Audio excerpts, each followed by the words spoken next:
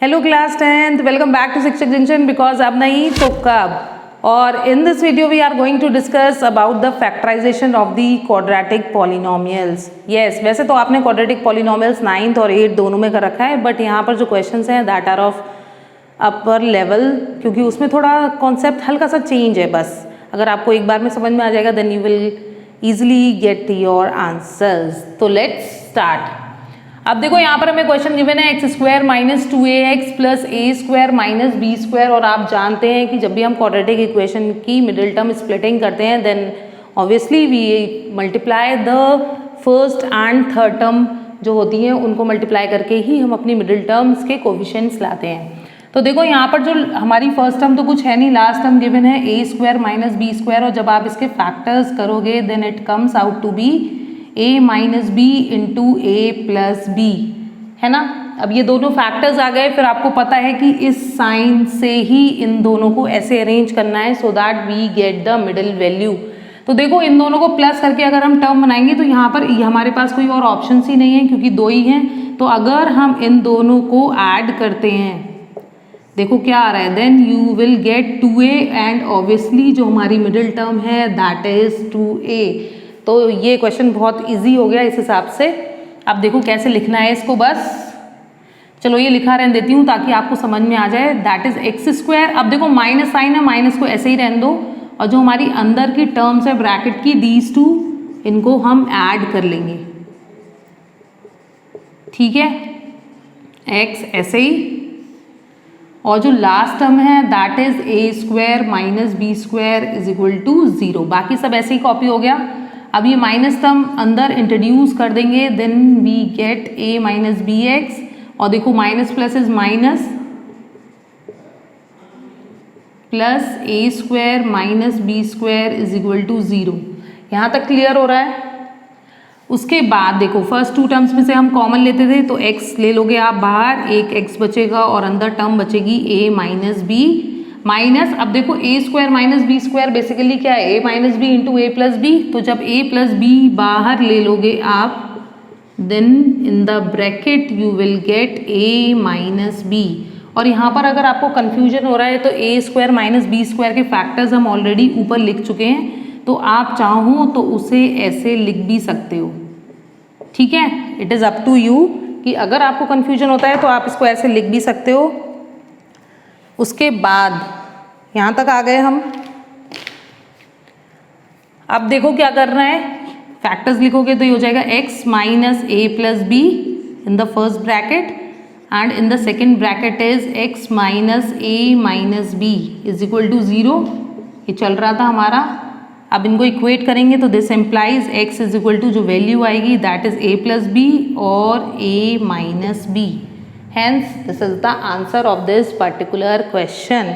आई hope कि आपको clear हो गया होगा कि ये क्वेश्चन हमें कैसे करने हैं। अब देखो coming on to the next, यहाँ पर थोड़ा और लेवल इंक्रीज कराए। यहाँ पर देखो जब हम फर्स्ट और लास्ट टर्म की मल्टीप्लाई करेंगे then you get 4 into a4 minus b4, है ना। अब देखो हम पहले लिख लेते हैं हमारी टर्म्स क्या आ रही हैं, 4 इंटू a4 माइनस b4।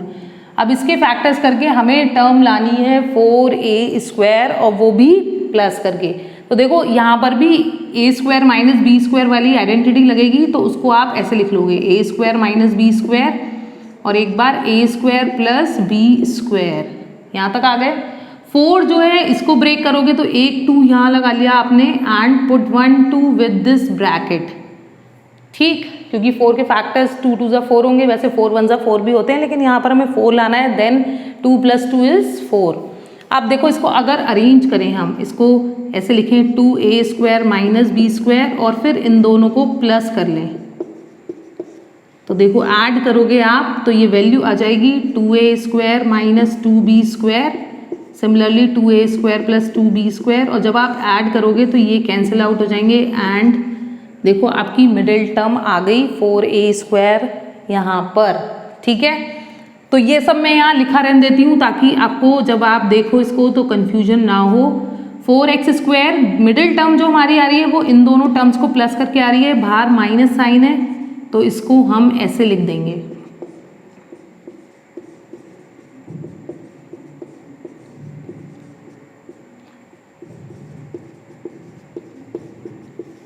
ठीक है, अब देखो 4x square minus bracket open कर दोगे, आ जाएगा 2a square minus B square x minus 2a square plus b square x. फिर वही बात, इस टर्म को चाहो तो आप फैक्टराइज टर्म में भी लिख सकते हो अगर कंफ्यूजन हो रहा है तो, वरना चाहो तो डायरेक्ट भी लिखा रहने दे सकते हो, it is up to you.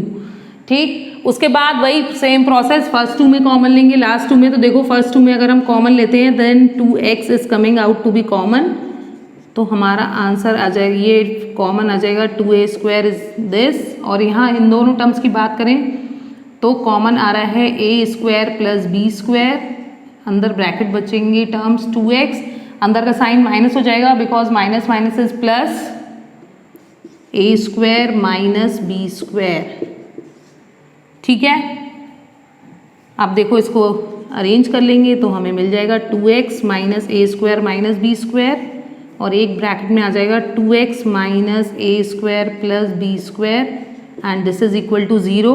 This implies अगर इन दोनों को 0 के इक्वल रखोगे then you get the values of a b x are a square minus B square upon 2 और a square plus b square upon 2। I hope कि ये अच्छे से क्लियर हो गया होगा आप सबको। सिर्फ फैक्टराइजेशन में थोड़ा लेवल इंक्रीज करा है, बाकी जो पूरा कॉन्सेप्ट है दैट इज सेम, तो ज़्यादा पैनिक होने की ज़रूरत नहीं है, बस go through these questions you will get the concepts clear.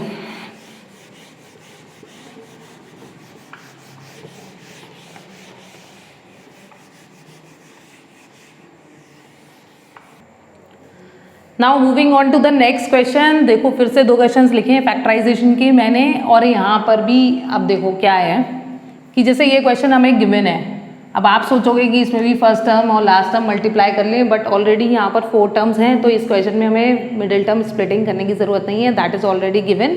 बस हम इस ब्रैकेट को ओपन कर लेंगे। कभी कभी क्या होता है, जिस टाइप के क्वेश्चन हम लोग कर रहे होते हैं, हम सोचते हैं कि नेक्स्ट क्वेश्चन भी उसी टाइप का होगा और उसमें बहुत ज़्यादा टाइम वेस्ट कर देते हैं। तो ये क्वेश्चन इसीलिए मैंने करा रही हूँ यहाँ पर, ताकि आप सोच लो कि क्वेश्चन करने से पहले कि हाँ ऐसा भी हो सकता है। ठीक है, देखो फर्स्ट 2 टर्म्स में से हमने 2x कॉमन ले लिया, then you get 2x minus a square, और लास्ट वाली 2 टर्म्स में से अगर आप कॉमन देखो then b square is coming out common and आपकी टर्म्स बचेंगी 2x minus a square. Same concept, minus बाहर ले लेंगे क्योंकि माइनस माइनस इज प्लस, और वैसे भी जब माइनस कॉमन होता है तो अंदर के साइन अपोजिट हो जाते हैं। ठीक है, अब देखो यहाँ पर कॉमन आ गई 2 terms, 2x minus a square into 2x minus B square, और यही इक्वल टू 0 था, सॉरी यहाँ पर। ठीक, then x is equal to आपकी वैल्यू आ जाएगी a स्क्वायर अपॉन 2, और एक बार इसको 0 रखोगे then you get b square upon 2। तो है ना ये इजी सम। मैंने सोचा होगा, आपने सोचा होगा कि ये भी वैसे ही लेंदी सम होगा, लेकिन वो ऐसा नहीं था। बट हाँ ऑफ कोर्स ये वाला सम लेंदी है जो ऑलरेडी लिख रखा है मैंने। देखो यहाँ पर क्या है, जैसे कि अभी हमें जो एंड की टर्म्स दे रखी होती थी that is already a square minus B square की फॉर्म की आ रही थी, लेकिन यहाँ पर देखो आप अगर क्वेश्चन को, तो यहाँ पर ये क्वाड्रेटिक इक्वेशन, मतलब एक ऑलरेडी क्वाड्रेटिक है और उसके अंदर भी एक इक्वेशन हमें और सॉल्व करनी है। तो सबसे पहले आप उस टर्म को, जो लास्ट टर्म है, इसको फैक्टराइज कर लो। तो देखो इसका फैक्टराइज करेंगे, वैसे तो मैं डायरेक्ट भी लिख सकती हूँ, लेकिन हो सकता है कुछ बच्चों को थोड़ी प्रॉब्लम हो, therefore I am solving it here. 4 के ऐसे फैक्टर्स जिनसे 5 आ जाए दैट इज 4 + 1, तो वही हम करने वाले हैं। 2a square plus 4ab plus ab plus 2b square. जब आप कॉमन लोगे तो ये 2a कॉमन आ जाएगा और यहाँ बचेगा a प्लस 2b। बाद वाली टर्म्स में से केवल b कॉमन आएगा, और देखो ये टर्म्स आ गई हमारी कॉमन होके 2a plus b into a plus 2b। यहाँ तक हो गया क्लियर। अब देखो ये टर्म्स आने के बाद देखो अब इस टर्म को हम इस वाली टर्म से मल्टीप्लाई करते हैं to get the middle term coefficients. तो देखो 9 है यहाँ पर। अभी तक जितने भी आपने सम करे हैं तो वहाँ पर भी जो भी टर्म्स आ रही थी that are square terms, specially in these types of questions. तो देखो जो टर्म्स हैं उनको ऐसे करना है कि 2a प्लस b आपने ऐसे लिखा और a प्लस 2b नीचे लिखा, और जो टर्म्स जैसे 9 के फैक्टर्स करोगे दैट आर 3 and 3, तो दोनों को एक एक लगा दिया। एक ऊपर और एक नीचे वाले के साथ। अब जब इसे आप ओपन करोगे तो ये आ जाएगा 6a प्लस 3b और नीचे वाली टर्म खोलोगे then it comes out to be 3a plus 6b। ये फैक्टर्स आ रहे हैं हमारे, ठीक है। और इन दोनों को ऐड करेंगे तो देखो मिडिल टर्म आ गई हमारी 9a plus 9b, 9a plus 9b। तो देखो मिडिल टर्म के कोफिशिएंट्स ऑलरेडी आ गए हैं हमारे यहाँ तक। अब ये लिखा रहने देती हूँ मैं। अब यहाँ पर फैक्टराइज कर लेते हैं, चलो 9x² माइनस, अब देखो टर्म्स कौन सी थी, यही दोनों तो टर्म्स थी आपकी, इसमें से लिख दो आप 3a plus b plus 3a plus 2b और बाहर हमारा आ जाएगा x minus sign as it is, x as it is, और जो ये टर्म है उसको हमने फैक्टराइज कर लिया है। और जो लास्ट वाली टर्म थी उसके भी आप फैक्टर्स लिख दो, ठीक है। अब क्या करना है, सिंपली ब्रैकेट ओपन करना है आपको,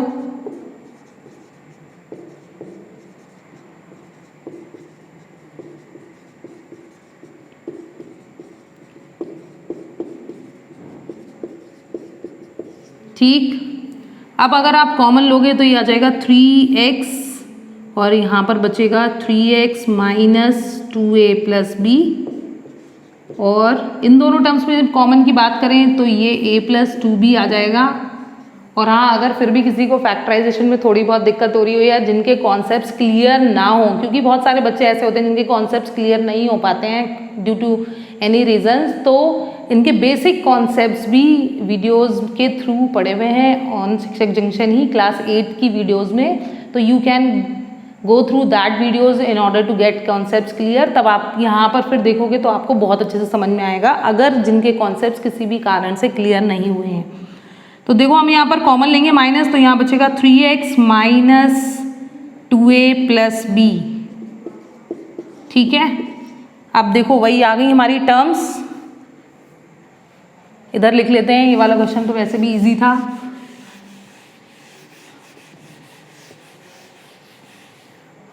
तो देखो फैक्टर्स जो आ रहे हैं that are 3x minus a plus 2b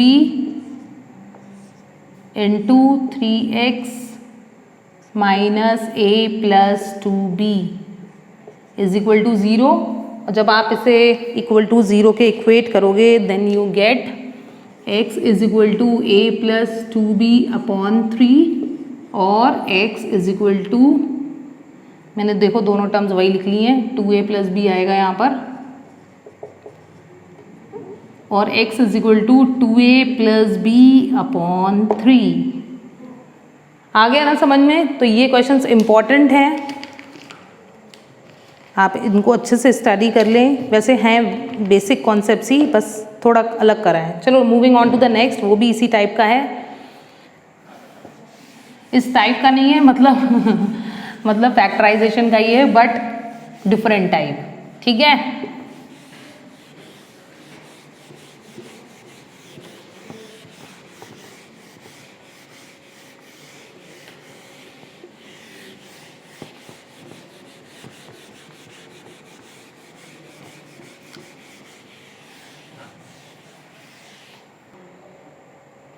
moving on to the next, yes ये देखो एक डिफरेंट टाइप का क्वेश्चन है and this we have to factorise it to find the value of x। तो देखो इस क्वेश्चन की एक पहचान होती है, अगर आपके और भी वैल्यूज हो सकती हैं, कुछ भी वैल्यूज हो सकती हैं इन क्वेश्चंस की।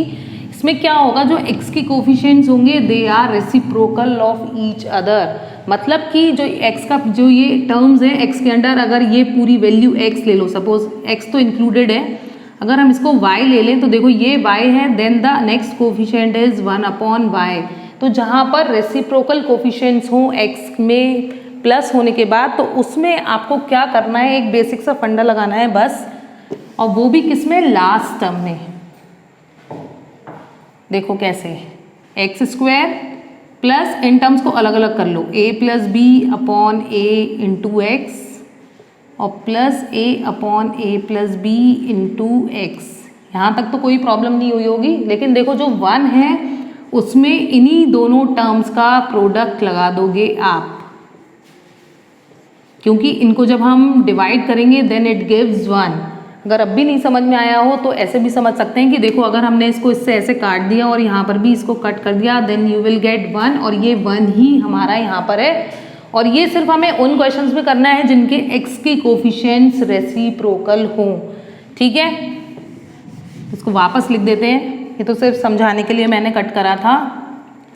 तो ये हमारी वैल्यू आ जाएगी a plus b upon a into a upon a plus B और is equal to 0 as it is given है हमें। अब देखो 4 टर्म्स हो गई, फर्स्ट 2 टर्म्स में से कॉमन ले लोगे and in the next 2 terms जब हम कॉमन लेंगे तो देखो पहली टर्म्स में से सिर्फ x कॉमन आ रहा है। जब x कॉमन ले लोगे तो ये टर्म आ जाएगी a plus b upon a, और नेक्स्ट टर्म की बात करें then a upon a plus b is coming out common, उसको कॉमन ले लो आप, और ब्रैकेट में टर्म्स आ जाएंगी x plus a plus b upon a, ठीक। बस अब इसको अरेंज करके लिख देना है। इसके बाद तो आप अब तक आपको अच्छे से आ गया होगा कॉन्सेप्ट कि हमें कैसे करना है sums.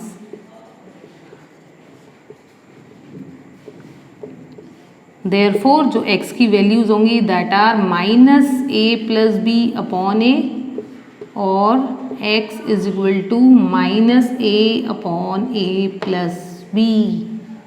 Yes, this is all for this video, और इन द नेक्स्ट वीडियो हम इनके थोड़े और हाई लेवल क्वेश्चन डिस्कस करेंगे। So till then take care and do watch the channel regularly to get good marks in 10th class. Okay then, bye bye.